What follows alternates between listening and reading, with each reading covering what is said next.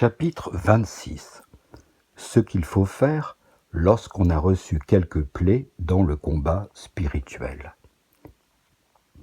Quand vous vous sentez blessé, c'est-à-dire quand vous voyez que vous avez fait quelque faute, soit par pure fragilité, soit avec réflexion et par malice, ne vous affligez pas trop pour cela, ne vous laissez pas aller au chagrin et à l'inquiétude, mais adressez-vous aussitôt à Dieu et dites-lui avec une humble confiance: « C'est maintenant, ô mon Dieu, que j'ai fait voir ce que je suis, car que pourrait-on attendre d'une créature faible et aveugle comme moi?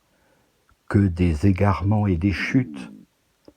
Arrêtez-vous un peu là-dessus, afin de vous confondre en vous-même et de concevoir une vive douleur de votre faute. Puis, sans vous troubler, tournez toute votre colère contre les passions qui vous dominent, principalement contre celle qui a été cause de votre péché. Seigneur, direz-vous, j'aurais commis de bien plus grands crimes si, par votre infinie bonté, vous ne m'aviez secouru. Rendez, après, 1000 actions de grâce à ce Père des miséricordes. Aimez-le plus que jamais, voyant que, bien loin de se ressentir de l'injure que vous venez de lui faire, il vous tend encore la main, de peur que vous ne tombiez de nouveau dans quelque pareil désordre.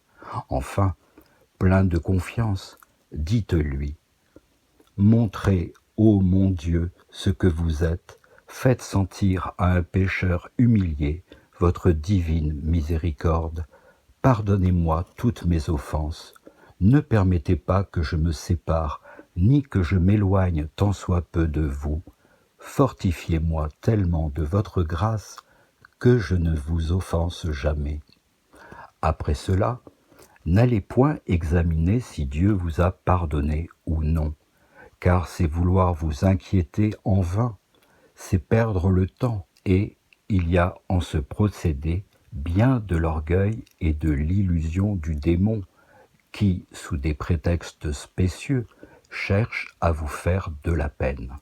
Ainsi, abandonnez-vous à la miséricorde divine et continuez vos exercices avec autant de tranquillité que si vous n'aviez point commis de faute.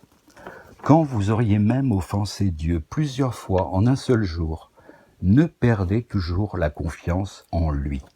Pratiquez ce que je vous dis, la seconde, la troisième, la dernière fois, comme la première.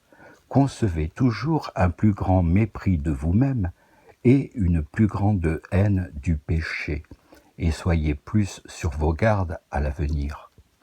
Cette manière de combattre contre le démon lui déplaît infiniment, parce qu'il sait qu'elle plaît beaucoup à Dieu et qu'il en remporte toujours de la confusion, se voyant dompté par celui-même qu'il avait aisément vaincu en d'autres rencontres.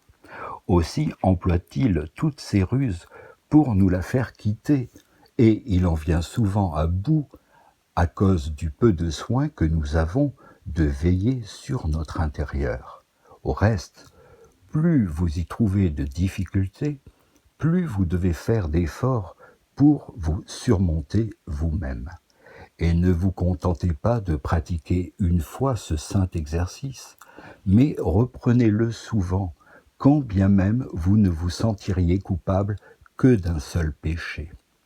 Si donc une faute, ou par malheur vous serez tombé, vous cause du trouble et vous abat le courage, la première chose que vous devez faire, c'est de tâcher à recouvrer la paix de votre âme et la confiance en Dieu. Il faut ensuite que vous éleviez votre cœur au ciel et que vous croyiez fermement que le chagrin qu'on a quelquefois d'avoir failli n'a pas pour objet l'offense de Dieu, mais le châtiment qu'on a mérité et qu'on appréhende plus que tout le reste.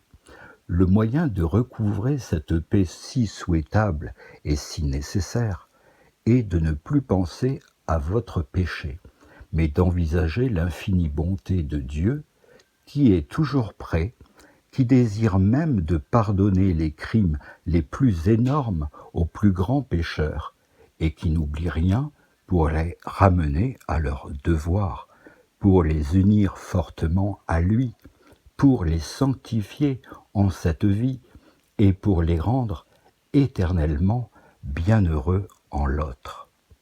Quand ces considérations ou d'autres semblables auront calmé votre esprit, revenez alors à celle de votre péché et observez toutes les choses que nous avons dites. Enfin, dans le sacrement de la pénitence, dont je vous conseille de vous approcher souvent, remettez-vous devant les yeux toutes vos fautes et déclarez-les sincèrement à votre Père spirituel, avec une nouvelle douleur d'y être tombé et avec une nouvelle résolution de n'y retomber jamais.